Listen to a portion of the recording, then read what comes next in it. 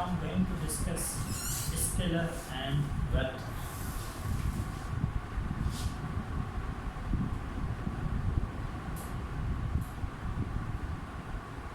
Scalar and vector.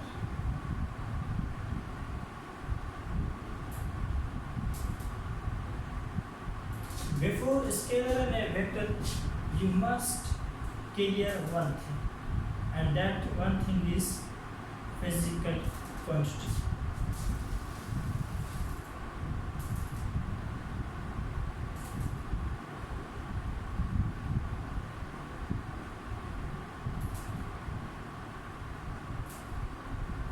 Actually, physical quantity are physical quantities, those quantities which can be measured with the standard devices, standard units, that are known as the physical quantities.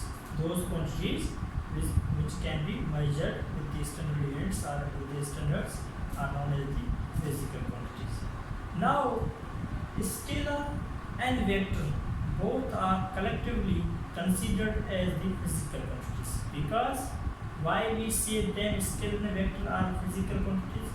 Because we can measure them properly. Therefore, we say that scalar and vector quantities are physical quantities. Now, let's understand what is a scalar and vector individually. Scalar.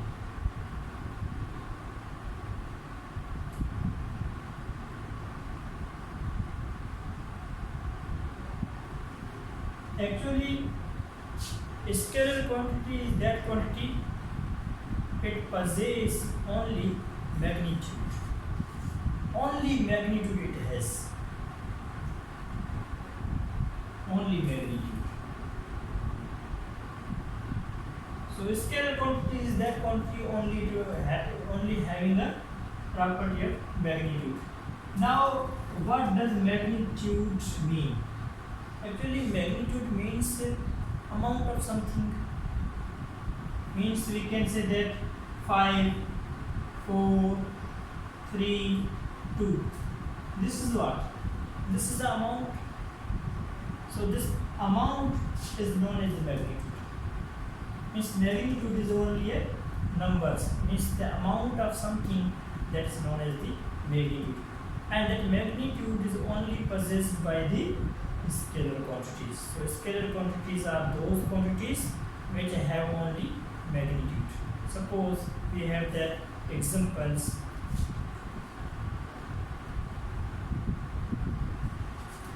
Speed, distance, work, power, energy. So these examples show scalar quantities. Means, so these quantities are scalar quantities having only magnitude. So those quantities having only magnitude are known as the scalar quantities. So these all are the examples. They only possess magnitude. Means speed, one object is moving with a speed but having no direction. Having only magnitude means at what speed it is moving. Suppose it is moving with a speed of 20 meter per second. Now here 20 is a magnitude. Here 20 is a magnitude. That is at the 20 meter per second. Object is our car is moving. So distance. Suppose an object we have which is moving and covers 5 meter distance. 5 meter distance. Now 5 is here a magnitude. 5 is the amount or quantity of something. Here the something of that means 5 meter is the distance. So 5 is the magnitude. So once again we can say distance is the scalar quantity. Why work? So work it does not mean that the laborers do work. This is not a work. In the physics, work has a different meaning. Work is that in which an object, and on that object we apply a force. Due to the applying force, that object covers some displacement in the direction of the force. In the direction of the motion of the force is known as the work.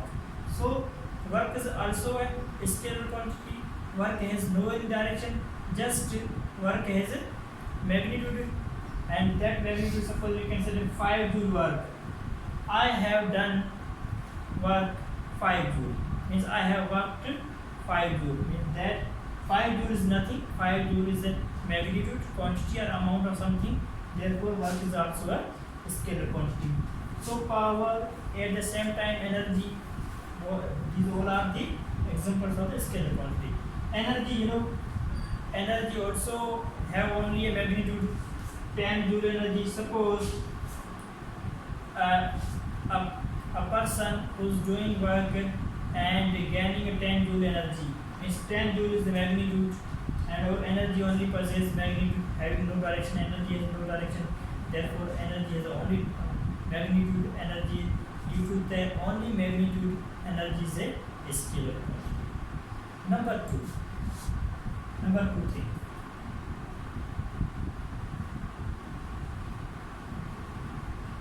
Scalar quantities are always written in the capital form. Suppose we have the energy, or we can say speed or distance.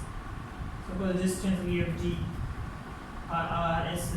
Not necessary that whatever the scalar quantities are denoted in the capital, but they can also be denoted in the small letters. Suppose this is the, you may write distance in the d form, r form, s form.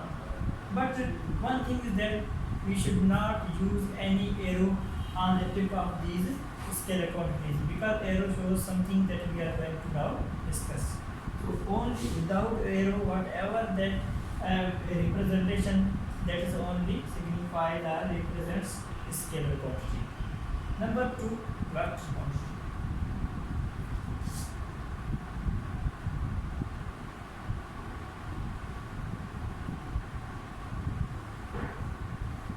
Actually, vector quantity is also physical quantity having a dual behavior. Means vector quantity possesses magnitude plus direction. Means both things make a perfect definition of the vector quantity. Two things, means vector quantity possesses dual nature, and that dual nature is magnitude plus direction. So this is the difference between a scalar and a vector. A scalar possesses only magnitude, while vector possesses both things, magnitude and direction.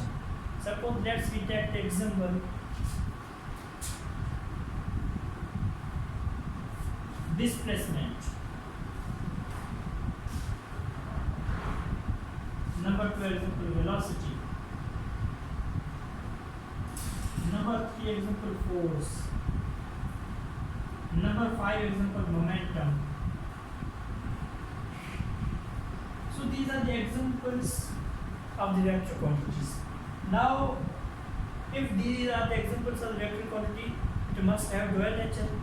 It must have dual nature, means it must have magnitude plus direction. Suppose we have a displacement that is represented by the d at the head arrow. Second difference between scalar and vector. Scalar quantities are represented without any head arrow.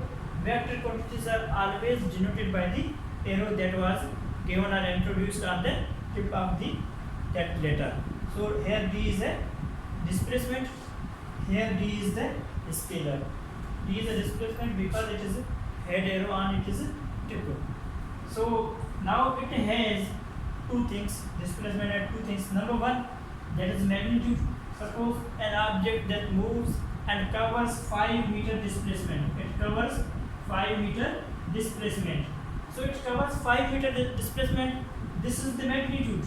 But it is an object that is covering displacement in such a direction, and this arrow shows direction. Arrow shows direction. So this is the perfect definition of the vector. Means direction, magnitude. 5 meter, that is the displacement that is covered by an object, and why that displacement is covered in such direction, and that is the direction which is shown by the arrow while this is the amount or magnitude of something. So amount or magnitude plus direction, both things make the perfect definition of the vector quantity. So vector quantity just shows two properties, two things, dual nature. One is magnitude, number two direction. Let's understand another example, force. Force is also a vector quantity that is denoted by the capital F. So capital F shows vector quantity. Once again we have introduced arrow on the tip of the capital F because it is a vector quantity. So whatever the vector quantities we have, we must signify them, we must represent them by the arrow on the tip of it. So force is also a vector quantity. Suppose, so as normally we say force is the pull or push, means something we pull or push, that is a force. But we can pull or push in a such direction. We can pull or push in a such a direction, and how much we pull, that is our magnitude. Means suppose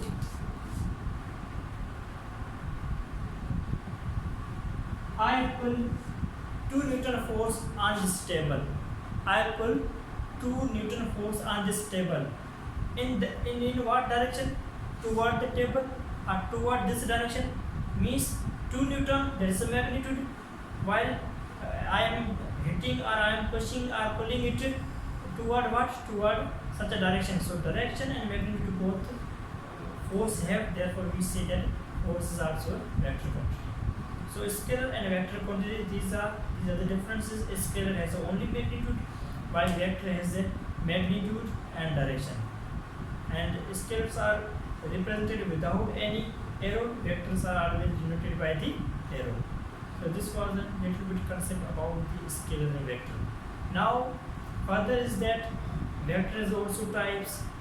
Suppose let's understand some types of the vector quantity.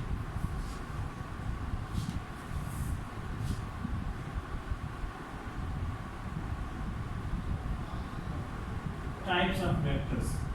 Number one type,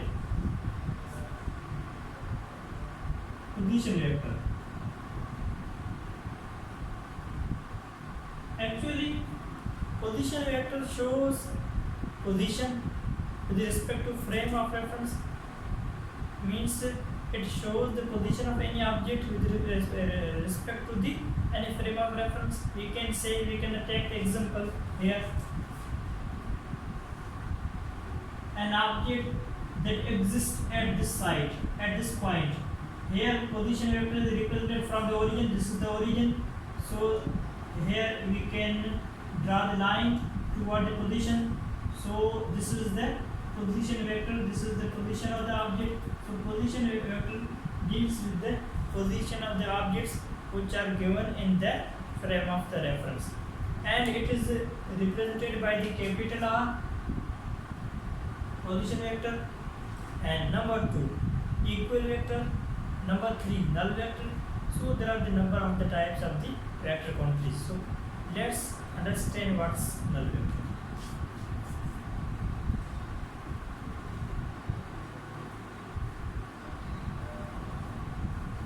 Actually, null vector is that vector having no magnitude, having no direction. Suppose a student of physics can understand a vector has the definition is magnitude and direction. Means if some quantity or any quantity, it will have the property of magnitude and direction, it will be considered as the vector quantity. But the null vector is that vector, it has both property, it has no any property. It has no any property, it has no magnitude, it has no direction. So if these both properties it does not have, then how one can say, how student of physics or how someone claim that it is null is a vector. Null is a vector. Why we say null is a vector? If it is not dealt by the vector quantity or vector definition. Vector definitions is both properties it must have, but the null vector has no magnitude, no direction. So without these two things, without the dual nature, without the magnitude and direction, how null can be a vector? Suppose let's understand. we have the two vectors, A vector and second vector is the B vector. You know, null vector, it does not mean that the starting magnitude is 0.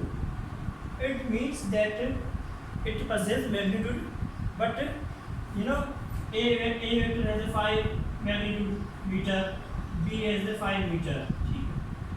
But both vectors are here, we have in a different direction. We have in a different direction, or anti-parallel we can say that.